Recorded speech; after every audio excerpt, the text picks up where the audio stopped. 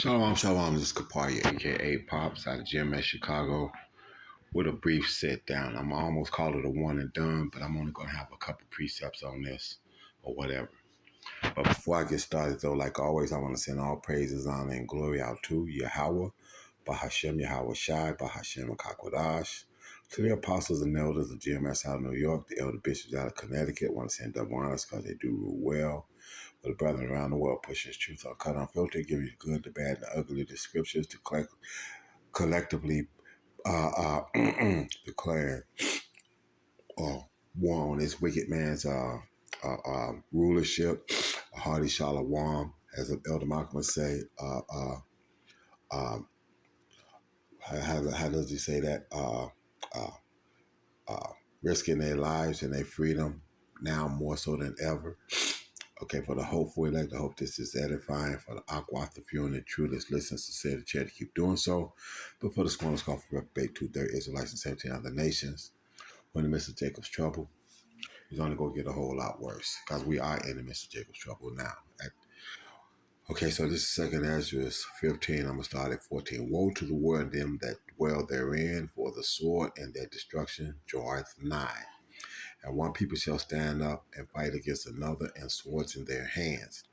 But there shall be sedition among men, and invading one another. They shall not regard their kings nor princes, and the course of their action shall stand in their power. A man shall desire to go into a city, shall not be able, for because of their pride the city shall be troubled, the houses shall be destroyed, and men shall be afraid. A man shall have no pity upon his neighbor, but shall destroy their houses with the sword and spoil their goods because of the lack of bread and for great tribulation. Okay, that's a whole lot. Starting with that first word, woe, destruction. So that's what it's talking about.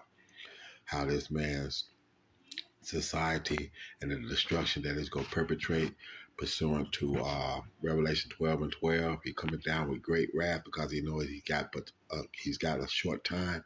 The man is seeing this now. Okay, it's time to take all the motherfucking blinders off, all the motherfucking would-be proper, or I won't say even proper, I'll say delicate tactics out front, up front, in your face, kicking your ass, putting boot to ass, foot to neck.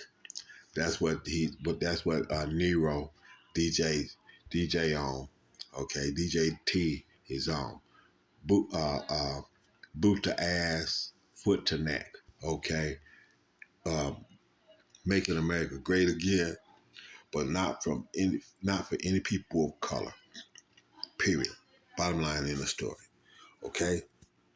So with that, let me see. Got one more. I have another scripture I want to put in the middle of this. Yeah. Let me get this one too. Put these on and then let this play because it's gonna be kind of short. Habakkuk 2 and 1. Habakkuk 2 and 1. I will stand upon my watch and set me upon the tower. I will watch to see what he will do unto me and what I shall answer when I'm reproved. We fucked up. We understand that.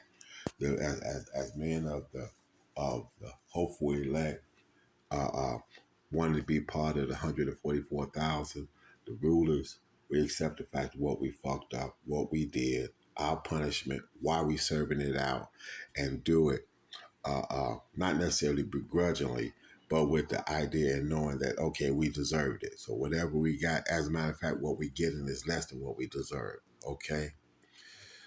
Okay, so verse 2, and Yahweh said unto me, write the vision and make it plain upon tables that they may run that readeth it. Okay, so now prophets of old are the prophets that are back now. So they wrote these prophecies in a book, and the whole purpose was for them to come back later on in a lot of this time and do just that. To break these prophecies down is made plain now because the glittering swords and all them other kind of things, we know that those are ICBMs now and this, that, and the other, and so forth and so on. That the mark of the beast and those types of things are what they are. and this man's technology had to catch up to make that happen. But now his technology is here, and now, like I said, the money, being able to monitor everybody on the planet all at the same time, which is what his desire was. He has that capability now. So now he's got to move this agenda forward, and that's what he's doing now. Okay. Verse 3, for the vision is yet for an appointed time, but at the end it shall speak and not lie. Though it tarry, wait for it, because it shall surely come. It will not tarry. So it's not tarrying anymore. Okay. So like I said, all this stuff that we talked about when I first came in about 14 years ago, and this, that, and other, is coming to pass now. You know, the, sedition among men, all these other kinds of things that we used to break down, and y'all talk about we was crazy, and the economic crash and all these other kinds of things, and y'all didn't believe it. It's coming to pass now. Okay. And so see, it ain't about faith with you all, because now it's starting to become a reality. It's manifested itself into a reality. So now how can you deny it now? Okay, the only people that can deny it now are those that are so totally blinded in this civilization and in this man's doctrine that they refuse to believe what it is that's actually being saying to them. How you going to come up and challenge men of the camps now with 75th and South Shore being all over the news and whatnot? People, not just the ISIS, but even so-called Negroes and whatnot, or African Americans are being poured out, and this, that, and other. So it went into ICE, but now if you got a warrant, okay, and they stretch and they're not splitting hairs. They finding any motherfucking way they can figure out how to get your ass up off the fucking street now.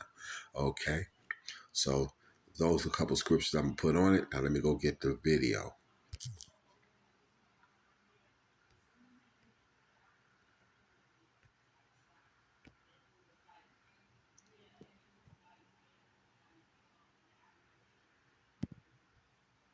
We've got some developing news this morning involving 400 members of the Texas National Guard being deployed to Illinois. In a post on X, Illinois Governor J.B. Pritzker said that in response... Okay, so listen what it says.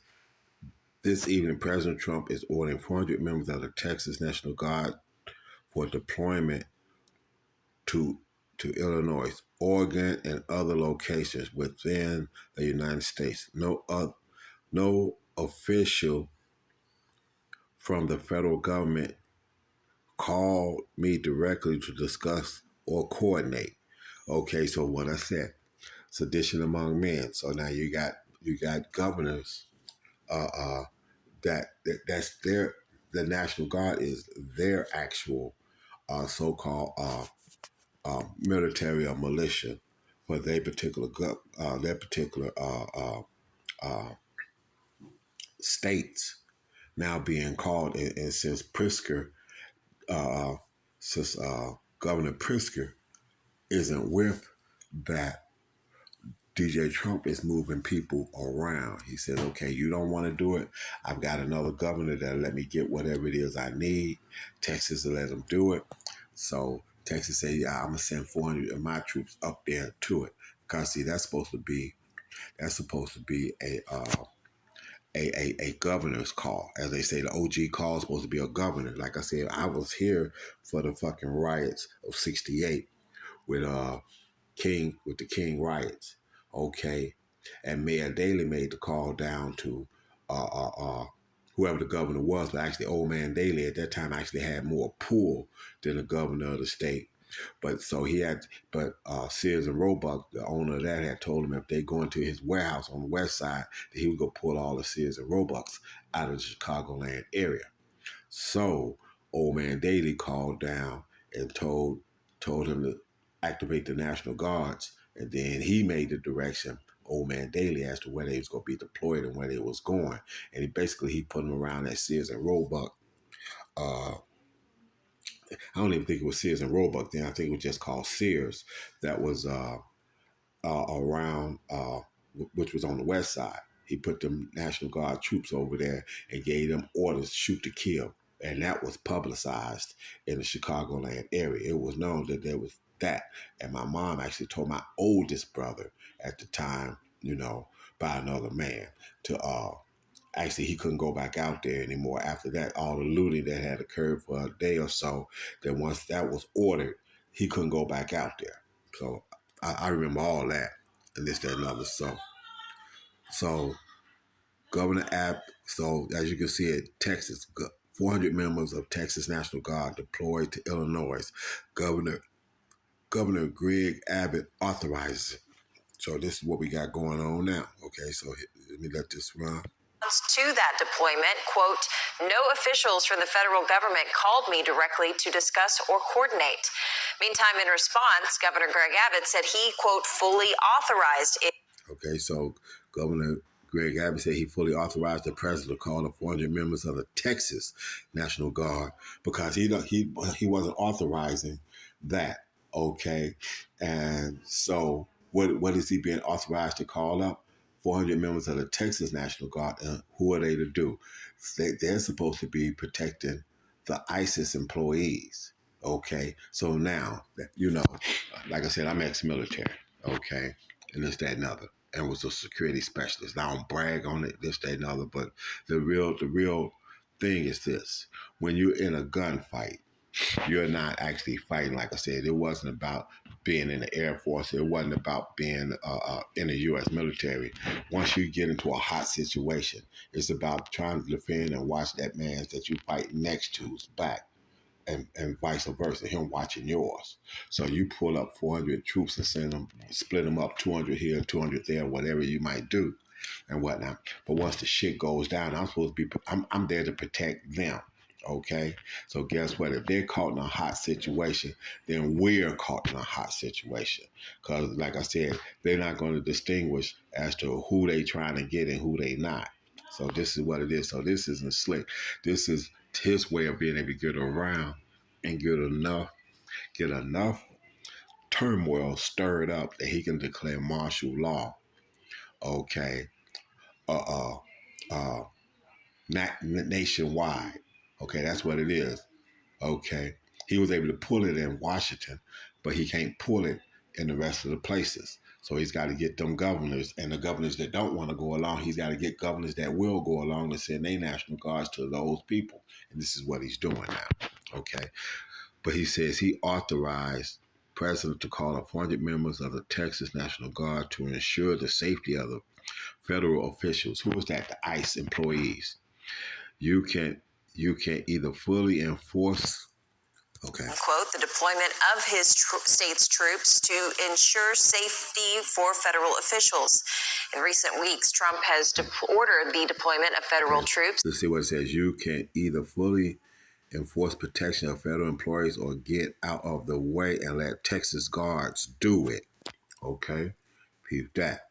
So Governor Abbott is telling Governor Pritzker, you can either join in and help or you can get the fuck out the way and let my National Guard troops come up there and do what the fuck they go do.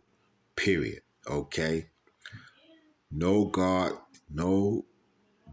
can match the training and expertise of the Texas National Guard. They defend our country with pride. Okay? This is what it's saying. This is what they're saying. So basically, Greg Abbott, the governor of Texas is telling Pritzker, look, I'm sending some Bobby badasses up there. Okay, either join your guys to them or get the fuck out the way. Okay, that's what he's saying. Democrat-led cities such as Chicago and Portland, arguing that military deployments are necessary to protect federal immigration personnel. Okay, so that's that on that. So that's what you got going on with that. So now let me get out of here. Okay. So this is what we got going on. This is what it is. And like I said, and so the checks and balances that's supposed to be this American so-called judicial system with the executive, the judicial, and the legislative has been completely overhauled. And that started with that motherfucker that thought us. They thought he was one of us. Obama, when between 9/11 and Obama, who signed that motherfucking rule of law, fucking order. This is what opened up the floodgates and let this shit be able to happen like this. But all this is actually that of what the Lord Yahweh had decreed in the first place. That's why Habakkuk said, though it tarry, wait for it. This was all been decreed thousands and thousands and thousands and thousands of years before it ever happened. So now it's happening, and the people that don't want to see it or still got their life caught up in this bullshit and can't see what's going on, fuck them. Fuck them. We ain't got time to motherfucking play games. We don't have time to stand out there on the street and be ministered to. We doing the ministering. We telling you what it is going on. You can either understand it and roll with it, which the scripture says that the elect will do, or you can kick rocks and get down the street. Either or. Makes no never mind to me.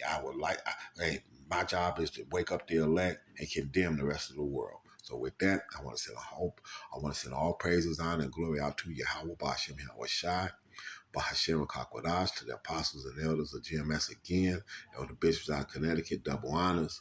Brethren, we in those times. These are the times that I knew was coming in my life. I figured it out at 12 years old with a booklet, and this, that, and other, and we in it. So Halawayah, that we are in it. This shit is almost over with. So with that, a hearty shout of wine for the hopeful elect and a barber ball to the rest of the world.